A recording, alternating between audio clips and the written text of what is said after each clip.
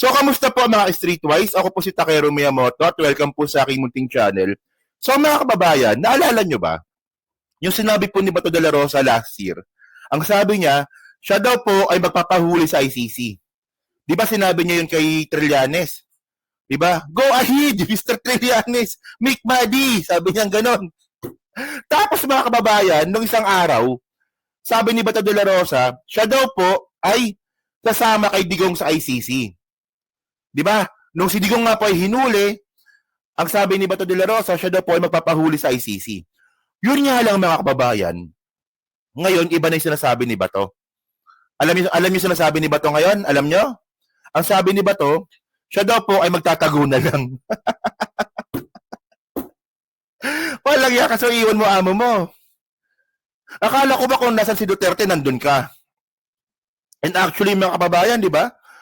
Ngayon po, naka-recess po ngayon ang Senado. Ba't hindi ka man lang pumunta sa ICC? Di ba? Buti pa nga si Binoy eh. Buti pa nga si Robin Padilla eh. Kahit tanga, nandun sa ICC eh. Ikaw. Oh, tingnan nyo ba to ha? Tingnan nyo. Oh. Ito ha. O sabi dito ni Bato. Oh. Bato de la Rosa, mules hiding, not surrendering to ICC. Lupet, di ba? Sabi sa inyo, tanga to eh. Senator Ronald Bato de la Rosa on Wednesday said he is considering hiding and not surrendering in the event authorities implement a warrant of arrest issued by International Criminal Court against him. O di ba sa ano sabi ni Bato? Sabi ni Bato, okay? Ask also if he is thinking of hiding from authorities. He replied, sabi ni Bato, kasama yan. kasama yan sa courses of action natin. Ayos talaga, no? Oy, mga DDS, oh. Boboto niyo pa ba ito, mga DDS? Ano to? May ano rin ba ito? May ganun din ba ito? Paibay ba sinasabi? Sabi niya nung una, magpapahuli. Sabi niya nung pangalawa, hindi niya iiwanan si Digong. Tapos naman ngayon, magtatago na lang daw po siya. Walang yan na to, no? So sabi niya pa dito. Oh. De la Rosa, meanwhile, thanks Senate President Escudero for allowing him to stay in the Senate until all legal remedies are exhausted. So ngayon, ito na-content ko na po ito nung nakaraang araw. No? Na si Bato de la Rosa po ay meron pong immunity. Totoo yun. Meron po siyang immunity sa loob po ng Kongreso. Ay hindi, sa loob po ng Senado. Sorry. Si Bato de la Rosa, meron po siyang immunity sa loob po ng Senado. So for example, di ba, bumaba na po yung warrant of arrest ni Bato. Pag siya po ay nasa loob po ng Senado, hindi po siya pwedeng hulihin. So hanggang saan ka lang? So hanggang dyan ka na lang pala. Diyan ka na lang pala sa Senado magtatago. Oh. Di ba, akala ko ba matapang? Akala ko ba loyal sa mga Duterte? Akala ko ba kung nasan si Digong nandun din siya? Pero bakit po siya magtatago sa Senado? Isipin niyo kung gaano kaduwag yun. Magtatago sa Senado? In the first place, ang tapang-tapang niya. Okay lang sana na magtago siya, yun nga lang. Di ba? Okay lang sana kung magtatago siya kung wala siyang sinabi nung una. Ang sabi niya nung una, di ba, magpapahuli, magpapakaladkad kay Trillanes, yun naman palang ending magtatago sa Senado. O, di ba? So, sabi pa dito, continue natin ha. O, sabi niya pa dito. O. I thank the Senate President that he's willing to protect me while I am, kita mo tanga talaga nito, no? While I am still a senator of this Republic of the Philippines, di ba? It shows that the Senate is as an institution stands for what is right. Hindi yun ba to? Hindi. Uto-uto ka talaga. Inuuto ka lang ni Cheese. Mga kababayan, hindi po siya pagtatanggol ni Cheese. Mayroon po talagang immunity si Bato de la Rosa doon po sa loob ng Senado. O, di ba? So ngayon, besides po dyan sa sinasabi nga po ni Bato de la Rosa na siya daw po ay pwede magtago sa Senado, ano pa na itulong ni Cheese? Wala na.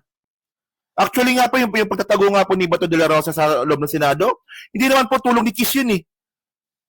Nakalagay po yun sa konstitusyon natin na meron pong immunity ang mga senador sa loob ng kanilang opisina. So anong tinulong ni Cheese? Inuuto ka lang, naniwala ka naman, uto-uto ka talaga. Nauto ka nga ni Digong eh.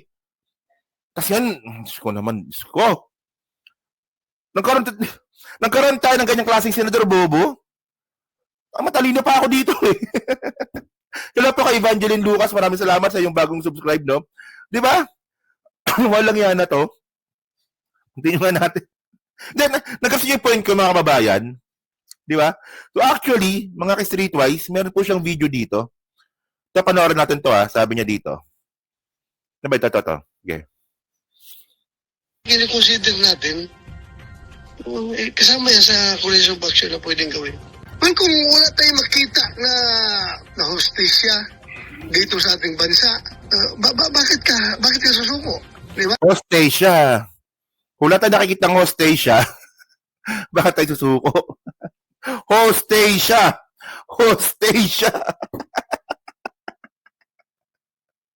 Word of the day, hostesya. Okay, continue. Titingnan natin kung mayroong pakita natin may glimmer of hope na yung Supreme Court ay talagang panindigan niya yung kanyang pagiging independent. Joanne, no? Ma'am Joanne, no?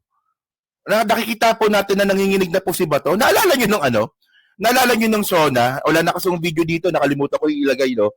Nung SONA, mga kababayan, no? Nung SONA po ni Digong, sabi po ni Digong noon na uulihin at papatayin niya raw po yung mga drug addict at yung mga drug pusher, pati daw drug lord. Wala daw po siyang ititira. Sabi ni Digong. Tapos si Bato, nun, palakpak si Bato eh. Yung ngiti talaga ni Bato, ganun eh. Naalala ko lang, kasi na-content ko nung nakaraan. Diba sabi ni Duterte, yabang ni Duterte nun. O diba na, lahat ng addict tsaka mga pusher, pati ba drug lord, tatapusin ko yan. Plakpakan yung mga tao, yung mukha ni Bato, ganun eh. Yung ngiti ni Bato, parang abnormal eh. Naalala ko lang ay munting tinig, maraming salamat. Naalala ko lang pero, kita nyo di ba? Tuwan-tuwa dati si Bato. Di ba nung panahon nga po ni Digong. Ngayon, nakikita na po natin ngayon na takot pala itong buwaka ng inang ito. Takot pala siya. Tapos nauuto pa siya ni Chis Escudero. Sabi ni Chis, pwede siya magtago doon sa Senado, sa opisina. Paglabas ng gate, pwede siyang hulihin. Tuwan-tuwa naman si Bato, ganoon naman talaga. Wala namang bago doon. Di ba? Ewan ko sa inyo, Bato. Nakakaya itong ginagawa mo dito. Gusto ka? Continue, sige. Pero ipapakitang magtatayo din yung Senado kung anong dapat. Then I will evaluate. As I have said, I will cross the bridge when I get there. Di ba? So ngayon, ang pinaka inaasahan po dito ni Bato is yung Korte Suprema. Di ba? Korte Suprema, Supreme Court. Yung pinaka inaasahan po ni Bato dito na tutulong sa kanya. Kasi, una sa lahat, yung presidente at yung executive, wala po siyang aasahan dyan. Imbis na magmakaawa si Bato, ang ginawa niya, kinalaban niya lalo. Ngayon mga kababayan, itong Senado, inuuto rin siya. So ngayon, anong mapapala ni Bato sa Supreme Court ito? Ito. Ano ba yan? Ito, di ba? Ito po yung sinabi ng Supreme Court ng isang araw. Supreme Court hindi inaksyonan ang TRO nila dating Pangulong Duterte at Bato de la Rosa. Ito ay kaugnay sa kanilang hiling na maglabas ang Supreme Court ng temporary restraining order sa pakipagtulungan ng gobyerno ng Pilipinas sa International Criminal Court, ICC. Okay. So una sa lahat mga kababayan, binasura po at hindi po pinansin ng Supreme Court yung temporary restraining order po na final po ni Bato. So talo na kaagad. So ngayon, ano pang inaasahan ni Bato ngayon na isa pa? Yung habeas corpus. Habeas corpus pala, no? Ito isa. Ito ngayon ang isa. Yung SMNA pala, sarado na naman. Buti nga sa inyo. Anak ni dating Pangulong Rodrigo Duterte na si Kifi, no? Nagpasaklolo sa Korte Suprema para pagbabalik ng agarang paglaya ng kanyang ama na ibiniyay na papuntang dahig. Ang gulo naman ng SMNI. o The Hague, Netherlands, matapos ito'y illegal na inaresto kahapon. Naghahain ito ng habeas corpus bilang remedyo sa umano'y illegal detention sa dating Pangulo. So ngayon mga kababayan, no, una sa lahat, wala na pong aasahan si Bato sa TRO kasi nga po hindi inaksyonan. So ngayon mga kababayan, ang inaasahan ngayon ni Bato yung habeas corpus. Habeas corpus. So ano ba yung habeas corpus mga kababayan? Yung habeas corpus mga ka-streetwise, no, ito po isang remedyo para po sa mga taong inaaresto ng wala sa proseso. Okay, so basahin na lang natin ha. Hindi, kasi importante ito para maintindihan natin. Oh, ito ba kino-content ba ito ng mga DDS? Di ba hindi? Oh. Ito yung problema sa mga DDS no? Puro lang kayo, mahal namin si Duterte, sasambay namin si Duterte, pero yung mga kinikilos po ng mga kampo ng mga Duterte, hindi po nila naintindihan. Oh, so ito sabi dito no, the writ of habeas corpus as per definition, it is a law stating that an individual cannot be imprisoned or held in custody inside prison cell unless he has first been brought before the court of law. Yan. So ngayon, ito ngayon ang remedyo po ngayon ng kampo ng mga Duterte. Ang problema dito mga kababayan, actually no, napaka-desperado po talaga nito. At wala po talagang mapapala si Bato de la Rosa dito. In the first place, ganito. Okay. Una, yung TRO hindi na nga po naprubahan. Pangalawa, yung habeas corpus. Alam ko naman po na hindi naman po papanig sa kanilang Supreme Court. Kasi po, meron po talagang legal basis yung kanilang pag-aresto kay Digong. Pati rin po kay Bato. Meron yan. Sigurado po yan. Sige, sabihin na nga po natin kunwari tanga. Kunwari tanga yung sino yung Supreme Court. For example lang, for the sake of argument, kunwari tanga tayo. Tanga din yung Supreme Court for the sake of argument. Pinaburan po yung habeas corpus. So, ano mangyayari? Hindi nga. Ano mangyayari? Actually, wala eh. Ito pag sinabi ng Supreme Court na yung habeas corpus ninyo, aprobado na. Anong magagawa ng Supreme Court? Si Digong nasa ICC na. Mayroon bang jurisdiction ng Supreme Court ng Pilipinas sa ICC para utusan yung ICC? Balik nyo sa amin si Digong. Wala. Walang ganon. So, para saan yun? Di ba? Para saan yung habeas corpus?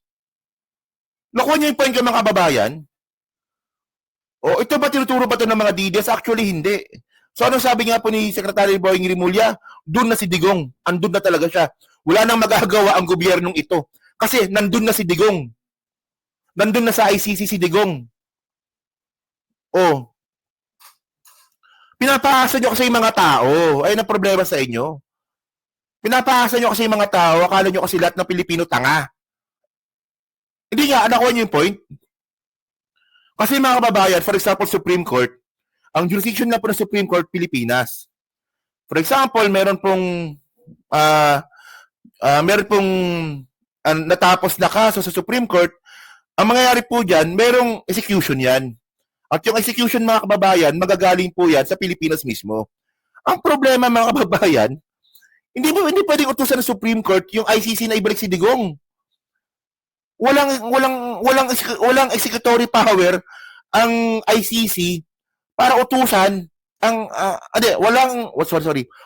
walang executory power ang Supreme Court para utusan ng ICC ibalik si Digong. Sino utusan nila? Netherlands, makikinig ba yung Netherlands? Pilipinas, makikinig ba si PBBM? Tanga. Kaya ang ending nito mga kababayan, pag bumaba po yung arrest warrant ni Bato, magtatago po siya. Ayun po yun. Ayun po yun mga kababayan, sigurado po dito. At ito mga ka-streeters, hindi po ito ina-explain ng mga bobong mga vlogger ng mga DDS kasi nga po, nagbibigay po sila ng isang maling paniniwala at maling pag-asa. Isipin nyo ako nagulat talaga ako dito. May naniniwala pa talaga na itong ginawa ni Digong ay trap. Bobo! Sabi ng ibang mga DDS na napapanood yung mga vlogger si Duterte ano yan? Chess master ng politics yan. Yung pagpapahuli niya sa ICC, sinadya yan.